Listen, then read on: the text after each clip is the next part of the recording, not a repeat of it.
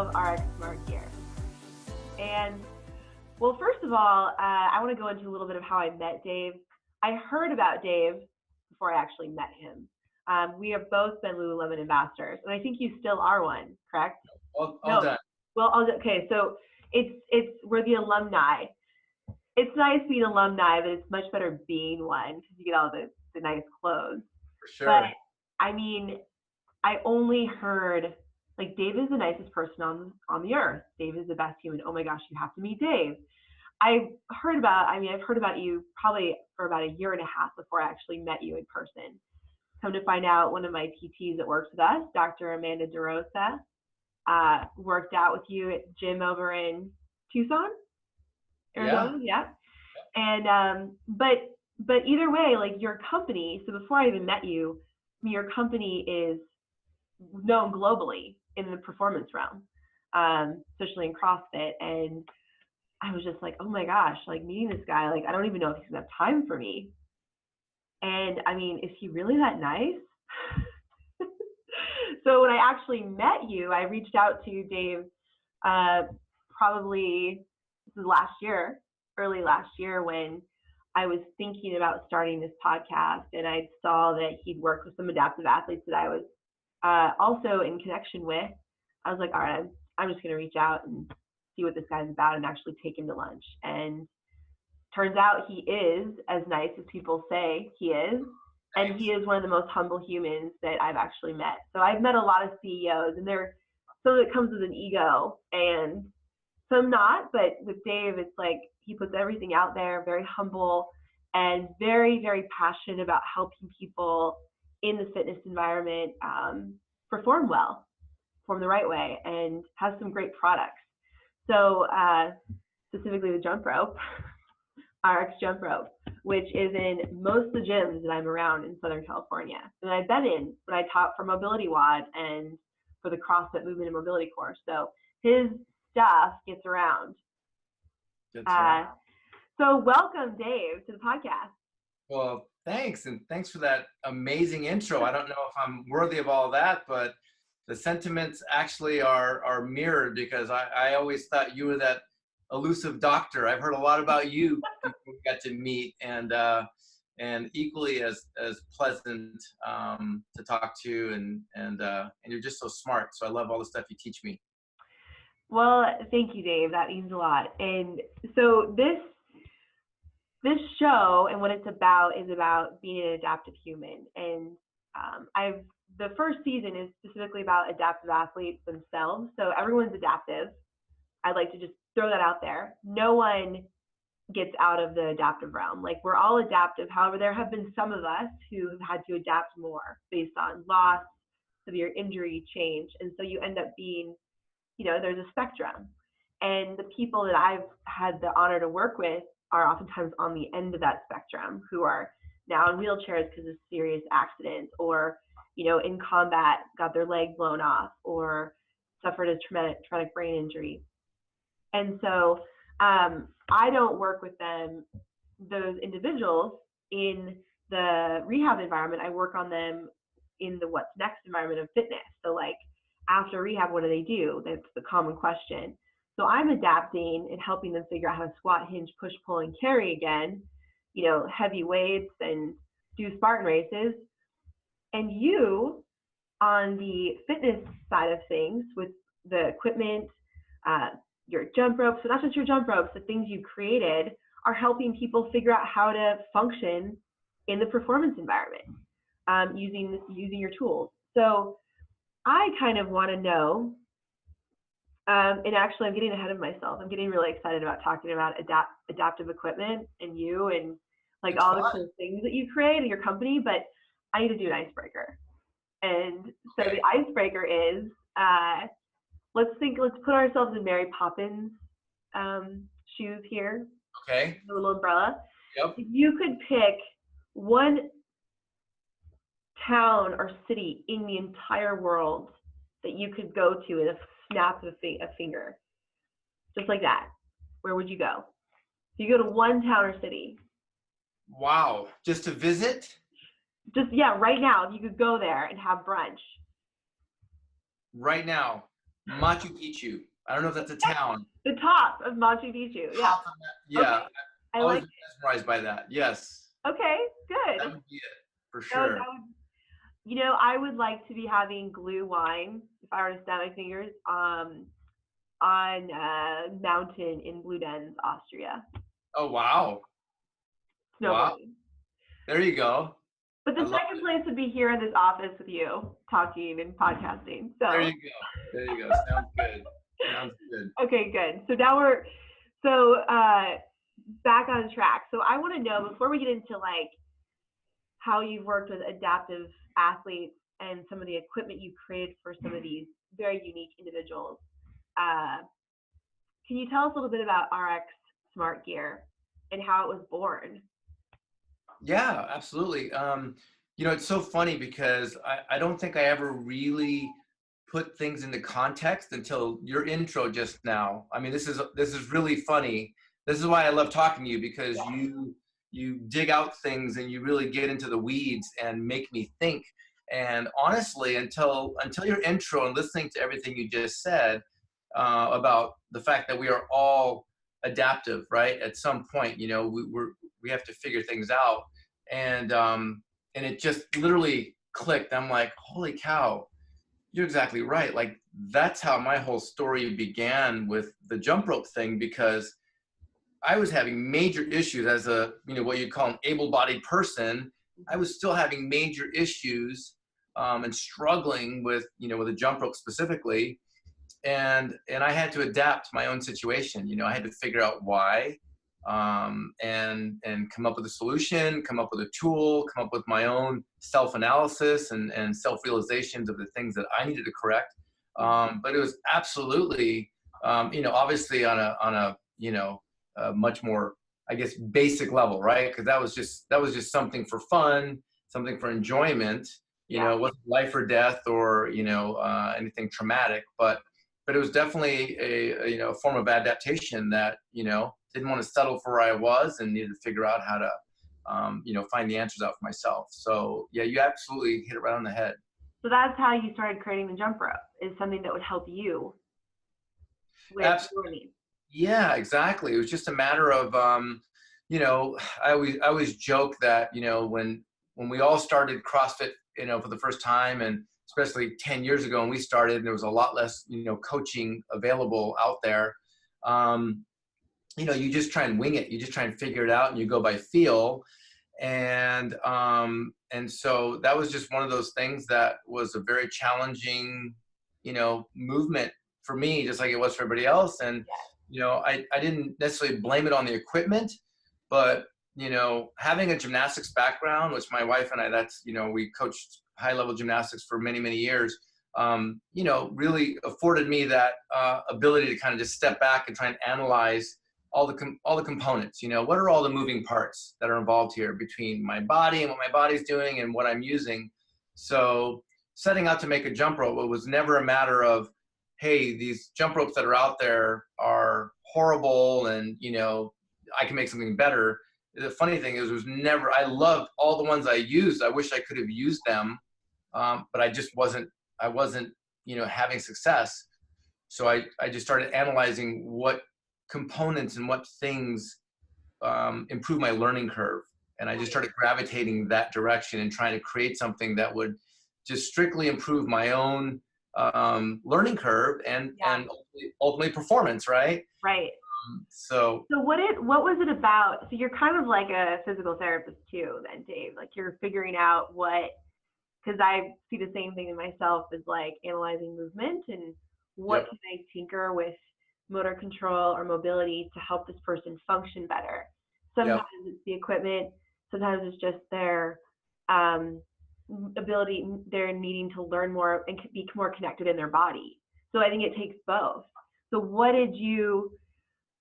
was it about the jump rope you created that made it different than the others? Yeah, so the few things that, and again, I use that. I mean, I've invented quite a few things, and I've patented them. So if that qualifies you as an inventor, I still use that very loosely. So you're a mad scientist.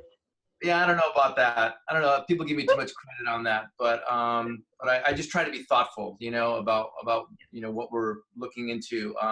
So really, I don't, I think it's more rather than invented, it's just more discovery. Just kind of discovering things, and as they applied to me personally, and I was just really, really fortunate that I wasn't the only one having the same problems. There's millions of other people out there that experience the same, things that I was experiencing. So the few things that really come to mind were that I needed a jump rope that was static in length. A lot of jump ropes that we were using back then had a gummy cord, a flexible PVC cord, and the problem with that is that it stretches. Especially when it wears out, it stretches even more. But the faster you spin it, it expands. When you slow down, it retracts. So that makes you change your anchor point, where you're connected to the rope. You have to always regulate that. Yeah. So to improve my learning curve, I just went with something static that didn't change length, no matter how slow or how fast. Having the right amount of resistance was key to learning how to slow the movement down and really develop a sense of timing with that, like crawl before you walk, before you run kind of approach, right? Yep. So that was huge. Having handles that felt more ergonomic in my hands, and again, it was a personal preference. It was just a matter of feeling something that allowed me to have a pretty nice tactile, connection with the grip or with the handle, but without really locking down and squeezing tight, and smaller handles kind of guided me that way.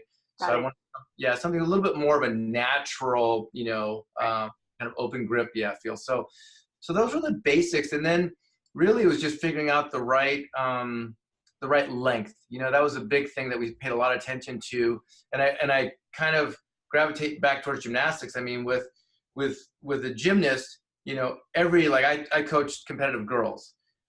Every gymnast had their own bar setting, right? They're uneven parallel bars. They would, set the low bar height, set the high bar height, move them in or out, right? So that it fit their stature and it fit their limb length, and it allowed them to flow properly through the equipment. They set the vault height a certain height.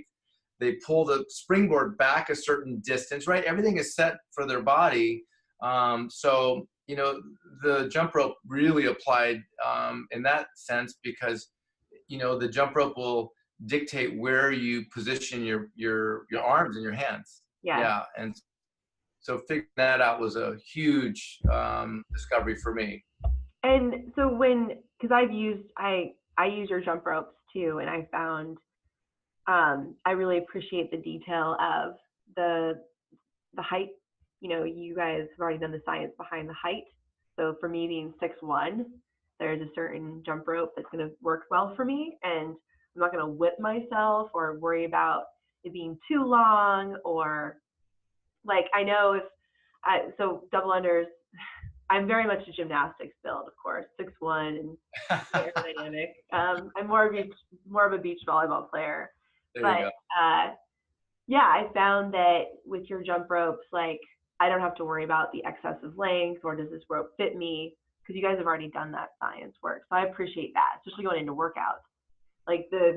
Every gym I've been into, you guys already have the size charts listed out and the jump ropes that fit on those sides. Right. So I appreciate that. Dummy proof. Yeah. Yeah, that's awesome. Well, I appreciate that you appreciate it. Our big thing really is just, education. We want people to learn. We want them to understand. And we want them to have a starting point. And, that was just a void that I feel like we were able to come in and kind of pay attention to and fill. Just so that people are starting off on the right foot, because I went through this whole, period of trial and error and frustration and not knowing and, trying to figure things out. So we feel like we've kind of done all the legwork for people, and we want to get them a head start. So when they come in the gym, they know where to go, what to start with, and at least get them put in a better position to have success, right? Yep. So yeah, that was our whole goal there. So that seems to be that, and correct me if I'm wrong, the whole point behind RX Smart Gear, and you're not just developing jump ropes now, but you have other products too, but giving people a chance to perform well, and um, something that, like, you're not just about developing product, but educating them on how to use the product and why the product can best fit there and help their performance. So can you expand upon a little bit of the mission behind Arc Smart Gear, and just, you have your story of developing the jump rope and why, because you were frustrated, but what is the overall mission now? Because it seems like it's still centered around helping people like perform, but helping them also learn how to use the equipment that you create well. So, because it's not going to be for everyone, but Right. yeah. No, you know what? Good point. We always say in-house that really we view ourselves as not a product company. We're a solutions company. Like, Yeah. really, when we get down to the core of everything we're doing, we're not just trying to spit out products to spit out products. We're trying to find a solution. We observe and listen and watch, and we see where people are struggling with something, like on their fitness journey. And obviously it all revolves around fitness. That's something we're all passionate about.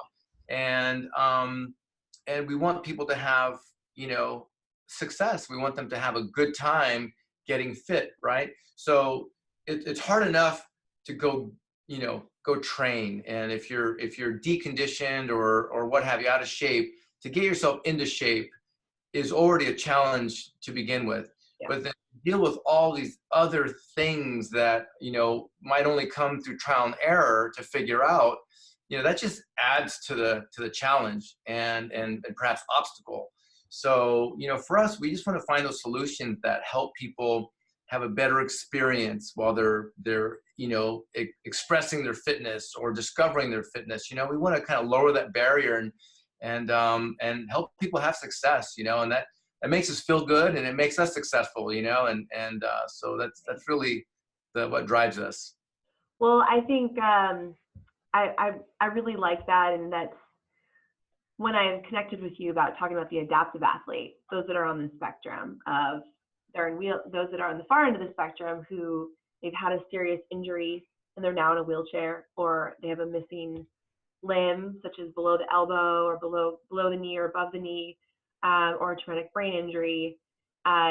You have also been able to work with some of those individuals, wounded warriors, adaptive athletes who are on the spectrum, the far end of the spectrum, also find success in fitness, not just rehab. And I think Right. before the show even started, I talked about, I'm not a rehab-based PT. You're not building medical equipment.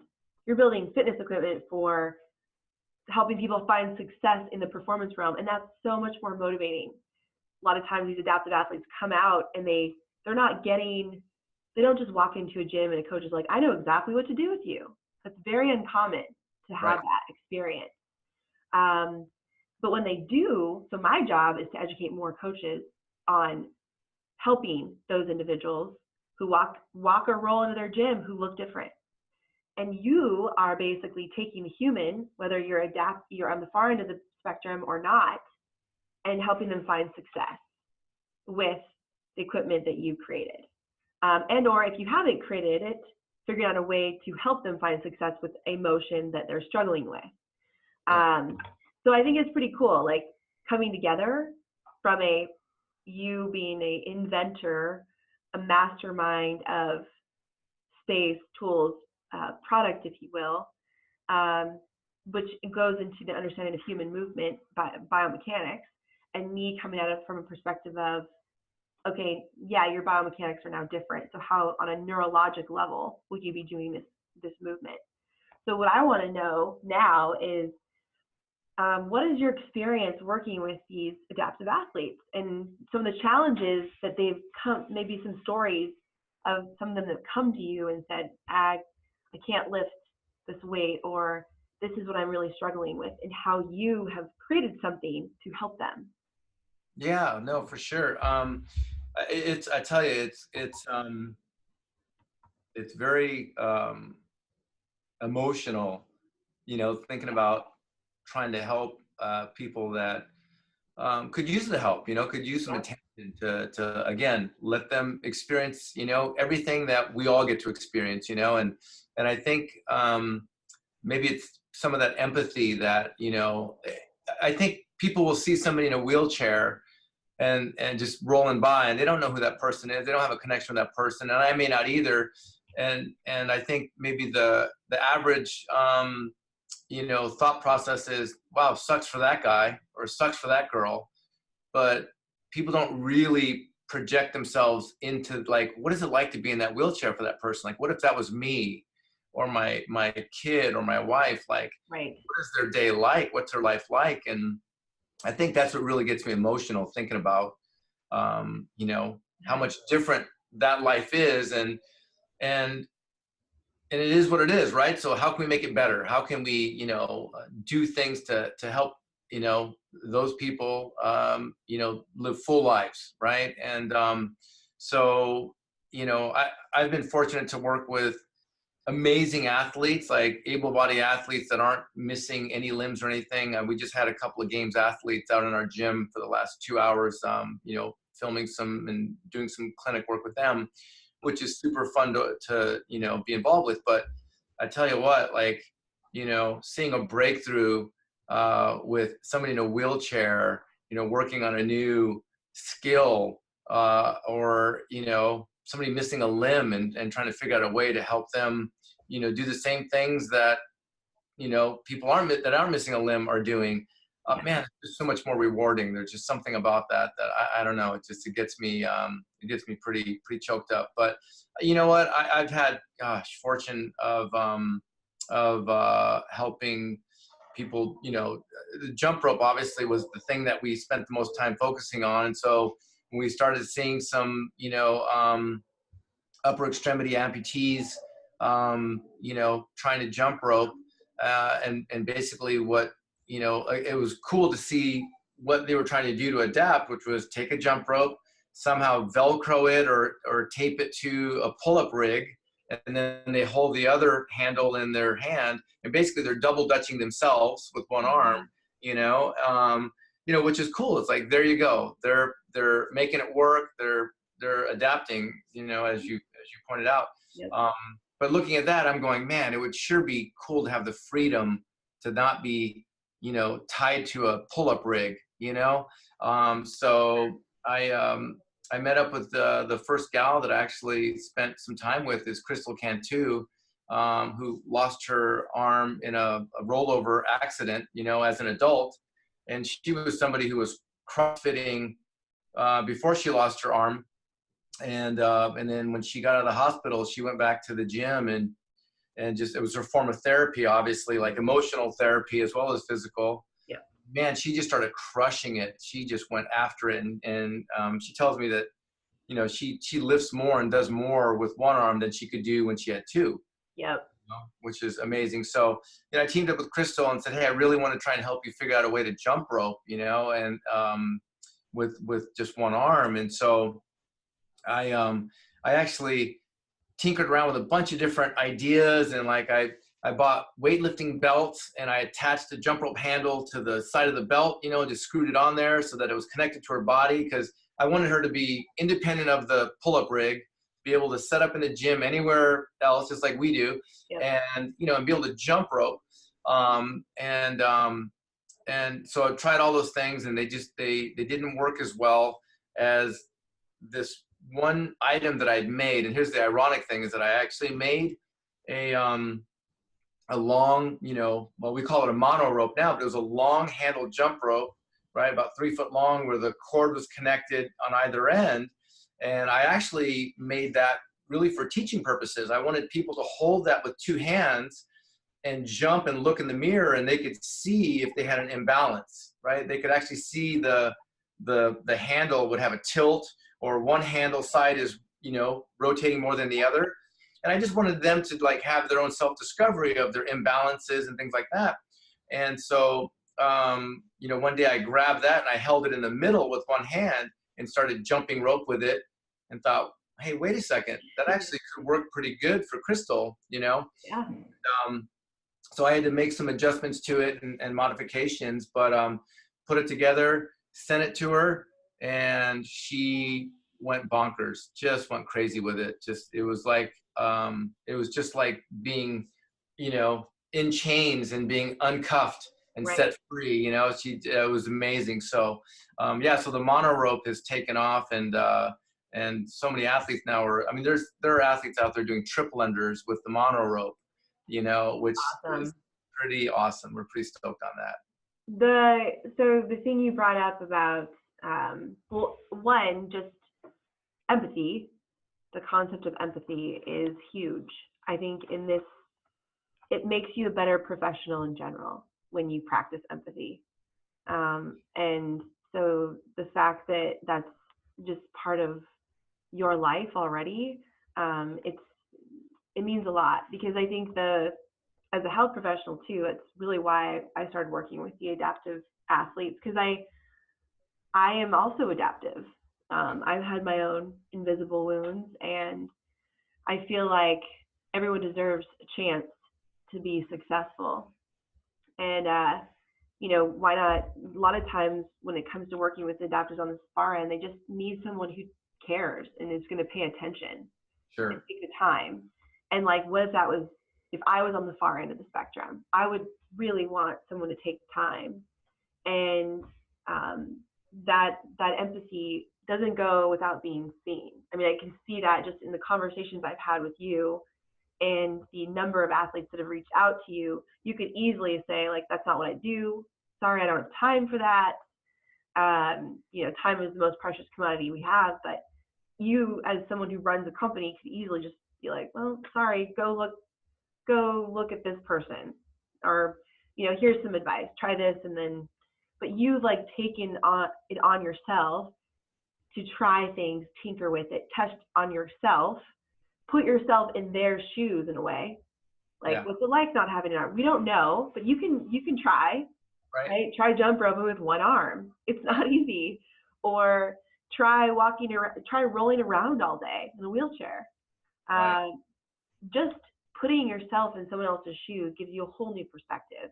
And I think that's what I really appreciate about you, getting to know you, your company, because that's essentially what your company is about, is creating success for people, whether you look different or not.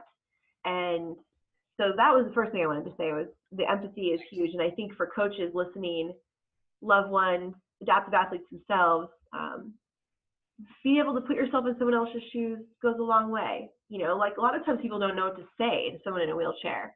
So sometimes it's someone in a wheelchair needs to know, like, you know what, those people don't know. And I can just, if there's an awkward conversation, maybe you can educate that able-bodied person on, hey, dude, it's fine.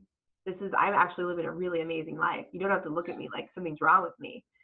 That's something that I've very much learned from the adaptive athletes, is people that have invisible wounds or maybe don't look like they're injured, don't have to look at someone with a physical deformity and say, wow, what's wrong with you? There's a lot right. And oftentimes they're doing more with their life than most people do in a lifetime. Oh, absolutely. So I think that's a perspective shift that, I don't know if you've seen that. I mean, we were just sharing a story about a man in a wheelchair, quadriplegic, right? Yeah. He's doing more probably in the last couple of years of being injured. I don't know when his injury was, but being injured than he probably did in his entire life before that injury, and more than what most Americans will do in a lifetime. Oh yeah. Yeah. That's exactly, actually, you're talking about Kirk. That's exactly what he said. He's just, he's always wanted to find a way to reach out and help people and impact people. And he said since his injury and since he's been, wheelchair bound, he's basically found his vehicle, if you will, no pun intended, but he's so much more impactful now. And the guy is so creative, and the stuff that he is creating for himself and adapting. And, he injured himself in a mountain biking accident. Mm-hmm. And he's still mountain biking, now he's just in a different kind of mountain bike, and so it's so neat to meet people like that just have a zest for life and want to keep trucking through it. And being productive and making an impact. It's uplifting. It really is.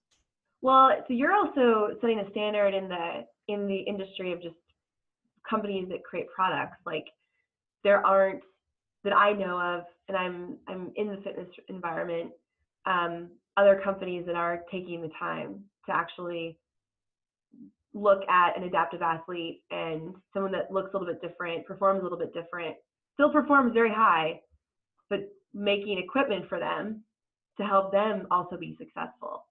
I have not, that I know of, heard of any other company doing that. So I commend you for that. And actually, so the mono-rope, definitely seen the mono-rope in action on Instagram and Facebook. Yeah. What are some other products that you've developed? I know Logan, right? He just went for his arm. Maybe you can talk a little bit about that. Yeah, for sure. Well, and you're right. There aren't a lot of, companies that are getting involved, and I hope maybe listening to your podcast more will. Yep. And, for me, honestly, I consider it a selfish endeavor because I'm just basing it off of how it makes me feel. I feel great when I can try and help somebody, in that way. And so, it just, whatever, I'm feeding my own, sense of worth, I guess, by doing that. So, I mean, and I enjoy it. I really do enjoy it because I consider that a challenge. It's easy to try and come up with things for able-bodied people, but somebody who needs, has different challenges. I mean, that's a bigger challenge for me to try and figure out, okay, how can we make this, better? So, yeah, Logan's a great, just a great guy and a great, test dummy, if you will, because he just jumps at everything, that we try and send him. Yeah, it's neat to think about, getting back to the companies getting involved, honestly, like we look at that as that's not a profitable endeavor for us, like that's not an area where we're going to find ourselves, really, focusing on that as the lifeblood of our company as far as revenues go. Really it's more of a feel good, kind of, passion project. And so, so with some of the things we come up with, it's like, hey, how can we make things accessible and affordable as well? I think what you were alluding to with Logan was, it wasn't even Logan that actually told me. It was Alec, who teaches the adaptive course for CrossFit. And Alec, we were meeting, and he mentioned to me that Logan had a hard time lifting weight plates off the stack, where they have those rolling stack carts that have a pole running up through the middle, and lifting the weight off was really a challenge for him. And I thought about that for a second. I thought, holy cow, you're right. Like, it sucks with two arms to pull the weight off of those things, especially if you're at the bottom, if the rack is almost empty and you're down to the last few plates, and you have to lift that plate all the way up and off, that is challenging. And I was trying to imagine, heck, how do you do that with one hand or one arm? And so, immediately it's like, there's got to be a way. So just started looking for different options. And right away, the visual that came to mind was, they don't even make them anymore. I couldn't find them, but I was thinking like from the old Rocky movies, those big, like ice pick type tongs, that they used to use to grab a big 20-pound block of ice, or maybe they use it to grab a big, piece of meat.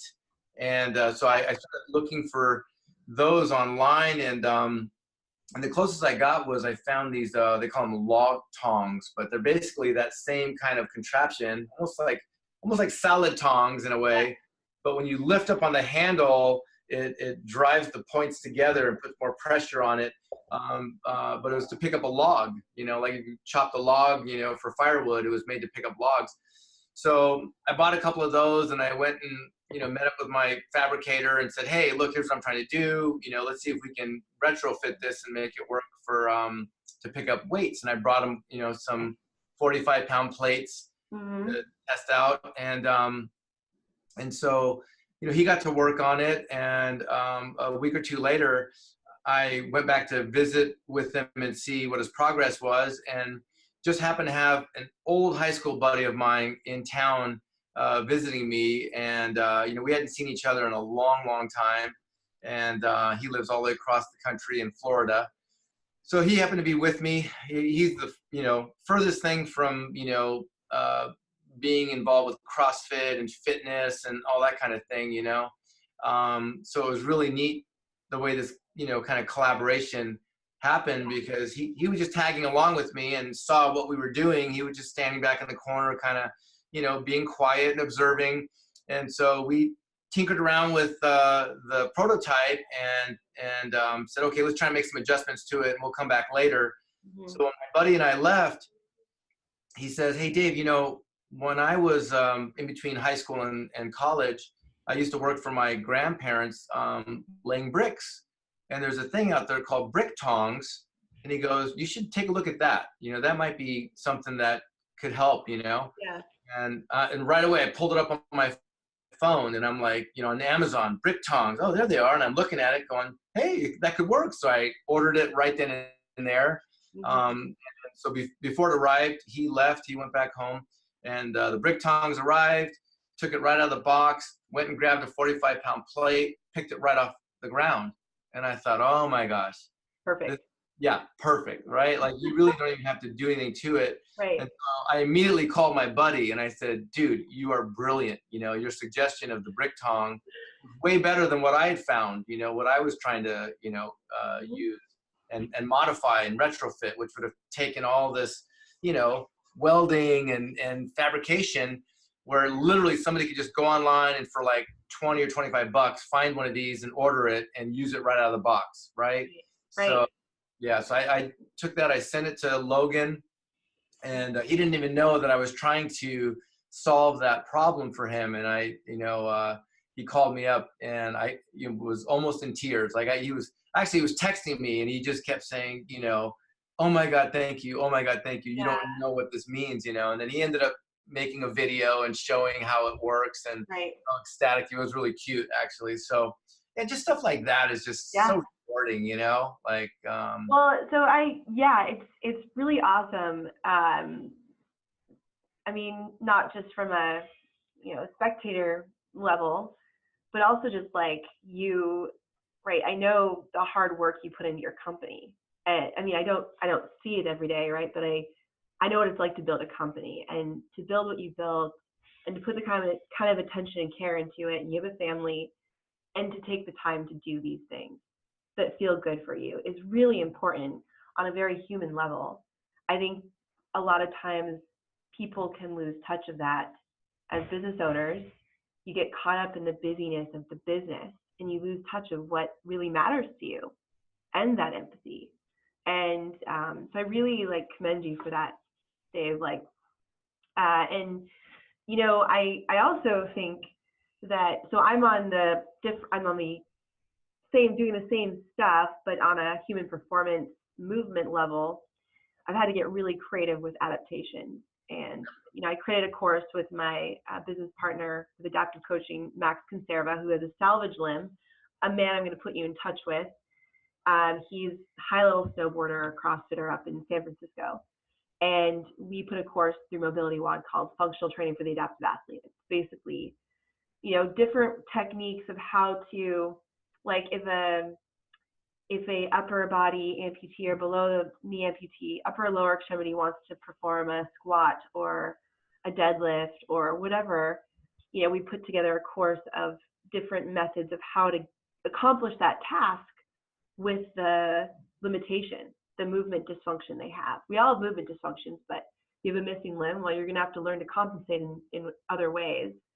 Sure. And so it was really like that. We didn't do that because we knew we were going to make bank on it. It was like, no, we know that there's a population of people out there who they're looking at what's next, and they're like, okay, my coach is telling me we're squatting today and I'm in a wheelchair. Like, well, how am I going to squat?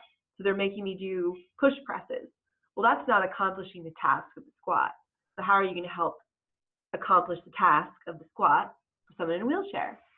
you're doing the exact same thing from a product standpoint. How are we going to accomplish this task of picking up a plate versus asking someone else to do it for them? Because they don't want to do that. They want to do it themselves, right? They want to be we all want to be normal.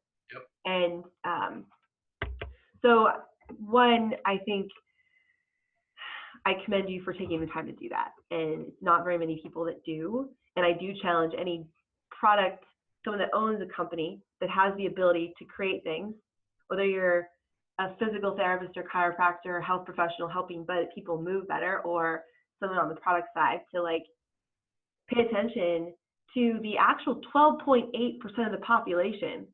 12.8% of our population is disabled. That's millions and millions of people.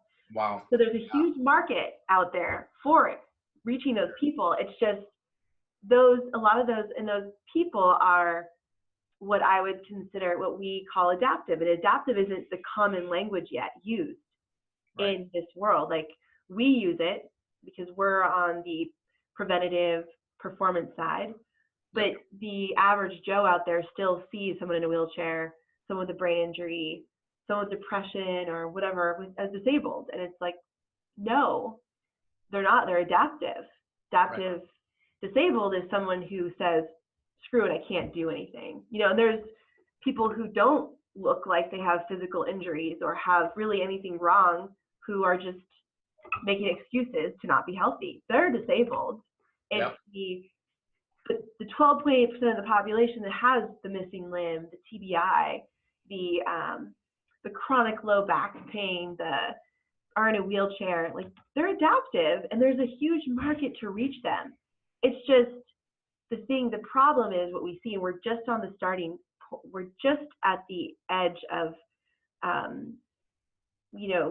where, like, launching this whole adaptive movement. Like, it started in CrossFit Human Performance, and now we're growing into other realms. But like, if we can continue to put information out there about, like, your company, ways to help this population, more people are going to see that who aren't in the performance realm and say, oh, that person, there's equipment that can help me have more success in a performance realm. Yes. Or there's a coach that knows how to work with someone in a wheelchair.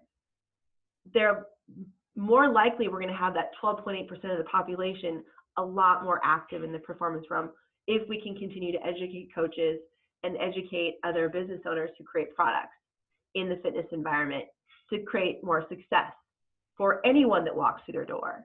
And that takes like a creative mind like you and someone who in the health profession, coach, PT, chiro, whoever is focused in fitness, be open-minded about and being creative about how to help someone accomplish a task, whether they're in a wheelchair or not.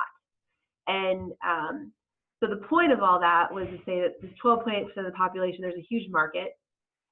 There's a lot of people that want to work with this population, they just don't know how. Yeah. That's the big thing. Like, my 5 minutes of rambling there was like, they want to know how. And the how is looking to your company as a example of how to do that. And then looking to Movement RX, looking to PTs we work with and the coaches we train, functional training for the adaptive athlete course, to learn how to work with this population. You can gain those individuals into your gym. It's only going to create a more strong tribe, right? It's only going to create more empathy in the world. So we have a mission here. Yes, we do. Absolutely. Absolutely. We're ready to take it on. No, so Dave, I know that those are just some examples of individuals you worked with and created products for. And I know you and I have talked about, so I have a adaptive class here at CrossFit 1904 and Bear Republic and then Hillcrest CrossFit. And I know we've talked about one of the common things for those in wheelchairs is helping them strap their legs together. So, because when they train, whether they're on a rower or on a bench or on the ground, like, they don't have control of their legs. So creating a wrap for their legs so their legs stay together, it doesn't cause them a problem So I know just being able to, from my standpoint, this is what treating the whole person looks like. I have an athlete, I have a number of athletes who need this. I communicate with you who's on the healthcare team, technically the healthcare team meaning first line of healthcare now is the fitness environment. So you and I connecting on how to help this individual is what healthcare should look like. For Right? sure. Or it could look like me working with their prosthetist, the person that helps tinker with their prosthetic or orthotic, or me working with their medical doctor, or me working exclusively with their coach. So this is the kind of communication that I hope from this podcast starts setting the example of what needs to happen. So like the two-way communication between us, like about the athlete and biomechanics and what could make them more successful, like you can help with that. You can help with that, and because I can only get them to a certain point, but there's going to be an equipment need. So I think it's super empowering too, because it's most of these athletes that on the far end of the adaptive spectrum have been through so much rehab. It's like they want to train now, and they want to work with someone that has empathy for them. Yeah. And not look at them like poor you, but like, hey, let's do this. Let's make you as successful as possible. So I'm excited, and I'm excited about what you all are doing over at RX Smart Gear, Dave. Well, thanks. I appreciate that. Yeah, I'm excited to, like I said, team up with you and keep absorbing as much as I can from your brain, because you give me so many great ideas. You know, just all the conversations we've had. And I've got a notepad of list of things I'm trying to figure out and work on. So it definitely keeps me going. Definitely. Well, I know just from talking to you in the little we have over the last year is you have a great mind for breaking down movement and what we call neurodevelopmental training. Like anytime we work with an athlete, whether you're on the far end of the adaptive spectrum or not, and you're in the middle, oftentimes people need that movement broken down. And I think for athletes listening in, loved ones listening in, like know that RX Smart Gear, you're the head of it. Like knowing that you know what good movement is supposed to look like, I think is really valuable. So like the jump rope, for example, you have tools to help people with the timing. You've created different tools to help people have success. It's not just the jump rope, it's the training, the movement training behind it, and the various tools to help with that neurodevelopmental training, like breaking down the parts, the whole movement. Right. I think that's also another really huge benefit to what you all do that I haven't seen out there. Is that because it's like my good friend Kelly Starrett creates mobility tools, right? But mobility tools are kind of easy. They're like slightly on this ball, like if you have a spinal cord injury or not, good thing to do. But when it comes to like a tool that you have to use for performance, well, what about that person using it? One, what do they look like? And then how do you train them to actually do the movement well? And you've actually created products to help people be successful. So I'm like, I could be a commercial for RX Smart Gear. Yeah, no, you're hired. You're fabulous. I just find that really cool though, I can nerd out biomechanics with you. Like that's what's cool is I can actually have a biomechanical conversation and talk about neurodevelopmental training, you get it, versus that's not common. And so I want more coaches to be reaching out to you, but also challenge other companies that are doing maybe similar stuff to you with different products, to start having these conversations like, can you do this? Can you help me create this? Right. I think that would be amazing for healthcare. Yeah, for sure. And it really kind of gets back to the whole, the mantra of CrossFit is that, everything is scalable, right? Like we could all be doing the same thing, just our version of that thing, whether it's the full movement or some, scaled down, modified version of that movement. And I think that's where the gymnastics background really helped out as far as just trying to, analyze the movement. I mean, I can't think of another sport that is so like under a microscope right, than gymnastics. I mean, Right.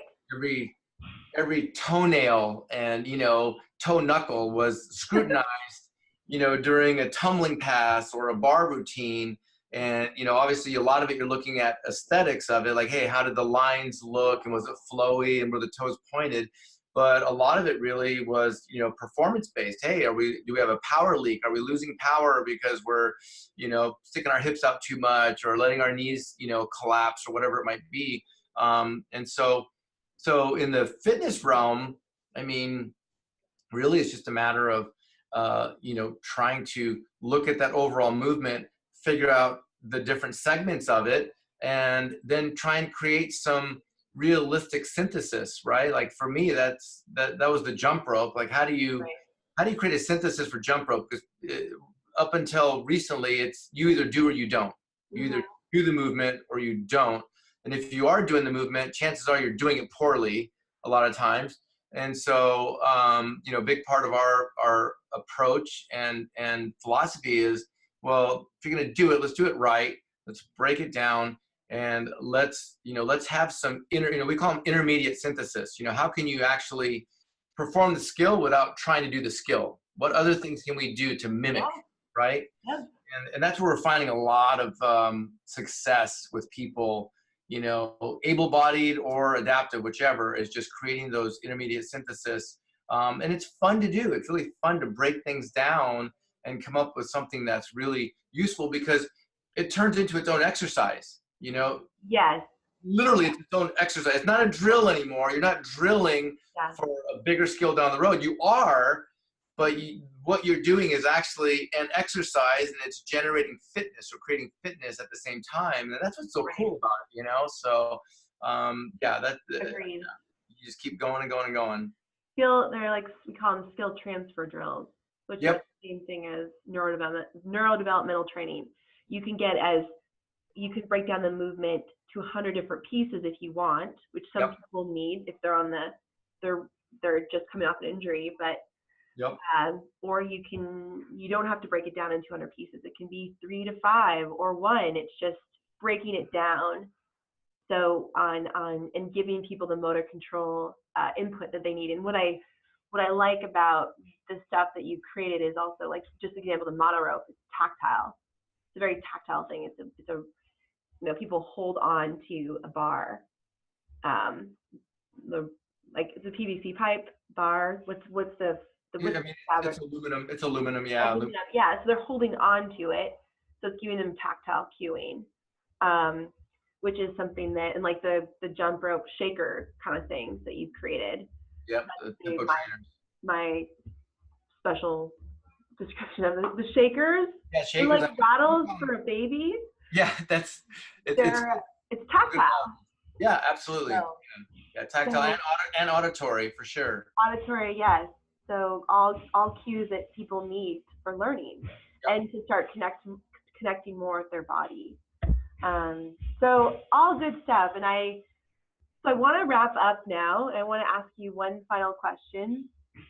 Sure. And this is a really, really, really serious question. Okay. What advice would you give a company out there who develops products, or a coach to build empathy? What advice would you give them on how to build empathy? Yeah, that's a good question. I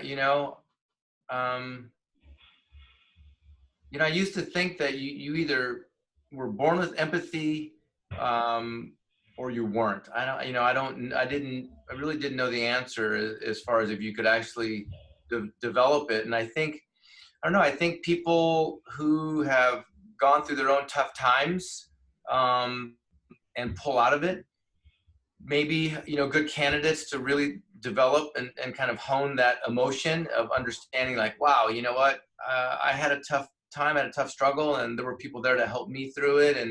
And so you want to do that for other people as well. I think for me, that's a great question.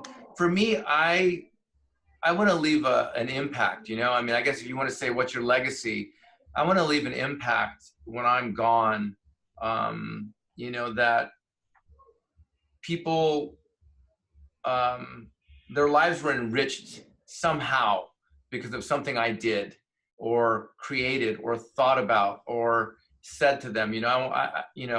That's my version of heaven, right? If I leave a good legacy that people remember me fondly and I impacted their lives, and that carries over into our business world. I mean, there's not a separation. We have to kind of follow our own moral compass and how we want to move through life and make a living and raise your children and deal with your neighbors, whatever it might be. I think they're one and the same, whether it's your business or your personal life. And so yeah, I think maybe consider what you want your legacy to be, and really try and step back and find out, like, what are people gonna say about you when you're gone? What are they gonna say about you? That's a very good place to end, but also just good thought for anyone listening or not. It just the taking the time to reflect on that might change the way you treat the people right in front of you.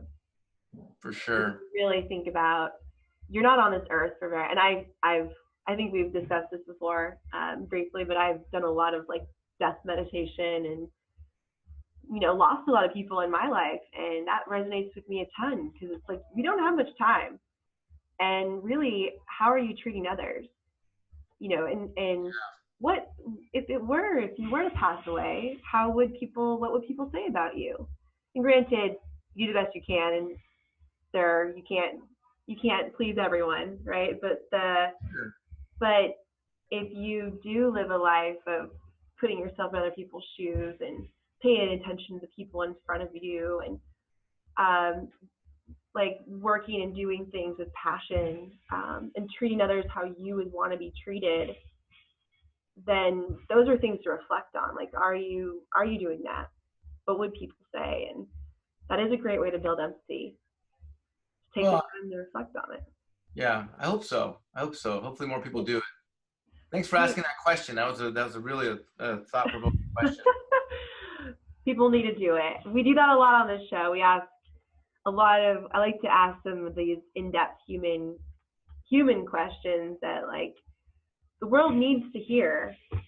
So I really appreciate you, Dave, and what you're doing, just you as a person, but the work you do with RxMarket, with your wife and your family, and the time that you take with those that aren't getting that kind of attention normally, especially in the product and performance realm. So thank you. Well, hopefully we thank you, and hopefully we can change that. I really on that mission.